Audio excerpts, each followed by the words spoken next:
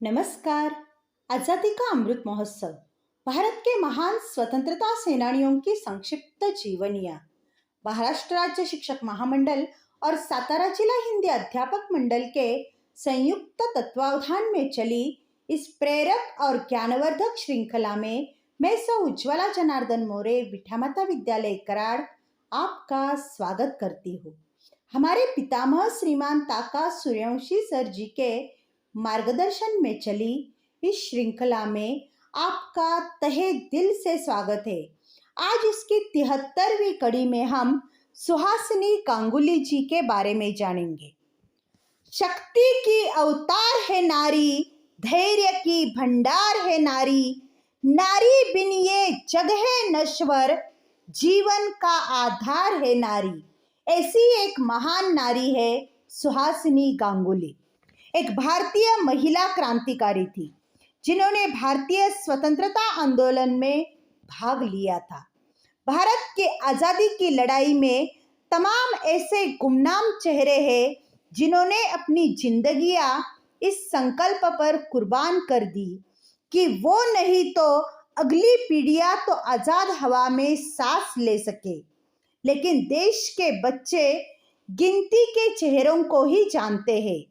सुहासिनी गांगुली जी का साहस आज की लड़कियों के लिए प्रेरणादायी बन सकता है। सुहासिनी गांगुली का जन्म 3 फरवरी 1909 को खुलना, बंगाल, ब्रिटिश भारत में अविनाश चंद्र गांगुली और सरला सुंदरी देवी के घर हुआ था। उनका परिवार विक्रमपुर, ढाका, बंगाल से था। उन्होंने 1924 में ढाका के ईडन स्कूल से मैट्रिक पास किया था।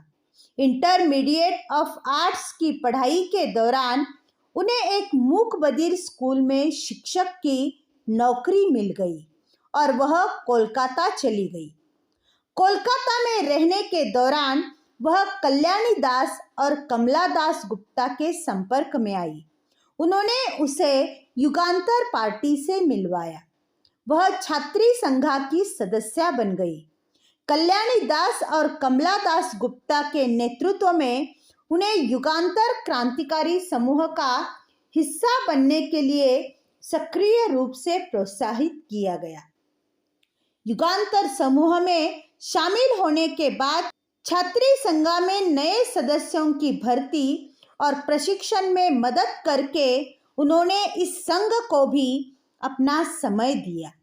छात्री संघा और युगांतर समूह के साथ उनके मजबूत संबंधों में उन्हें समान विचारधारा रखने वाले कुछ ऐसे व्यक्तियों से परिचित कराया जो स्वतंत्रता की अटूट इच्छा से प्रेरित, जिनके सामाजिक राजनीतिक विचार उनसे मिलते थे।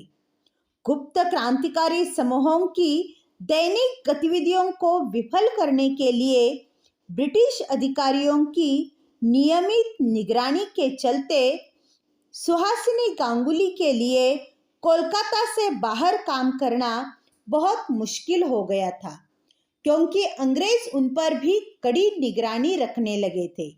इन क्रांतिकारियों के खून के प्यासे अंग्रेजों के कारण युगांतर पार्टी के कई सदस्यों को छिपने के लिए मजबूर होना पड़ा। 1928 से 1930 के बीच सुहासिनी गांगुली को गिरफ्तारी के डर से चंदन नगर में शरण लेनी पड़ी, जो फ्रांसीसियों के नियंत्रण में था।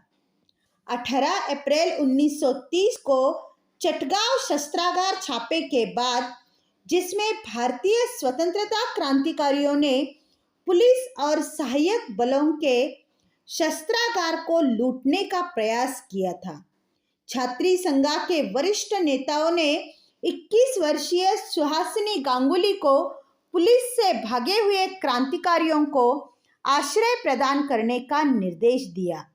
उन्होंने युगांतर पार्टी के एक सदस्य शशिधर आचार्य के साथ विवाहित होने का ढोंग शुरू किया, जिससे वे दोनों उन क्रांतिकारियों के लिए अपने घर के दरवाजे खोल पाए।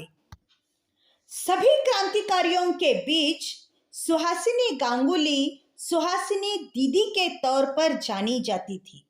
हर वक्त हर एक के हर समस्या के समाधान के साथ वे उपलब्ध रहने वाली दीदी।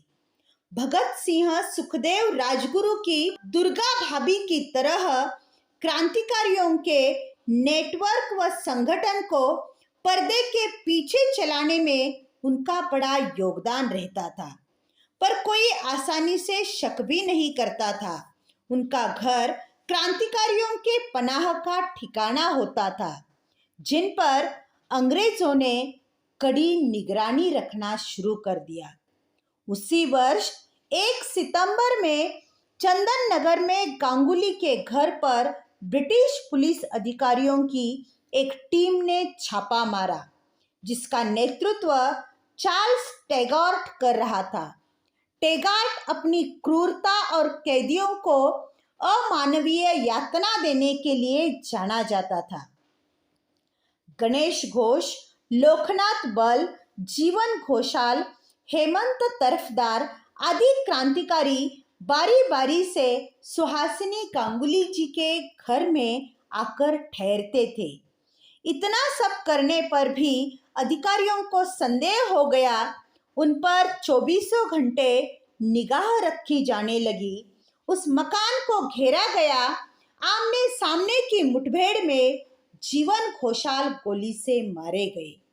अनंत सिंह, इन्होंने आत्मसमर्पण कर दिया। शेष साथी और सुहासिनी दीदी को गिरफ्तार कर लिया गया। उन्हें 8 साल की सजा सुनाई गई। हिजली जेल भेज दिया गया।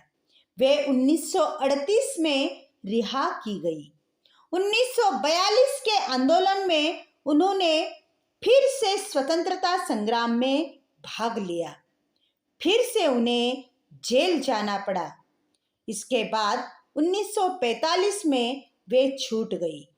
हेमंत तरफदार तब धनबाद के एक आश्रम में सन्यासी भेष में रह रहे थे।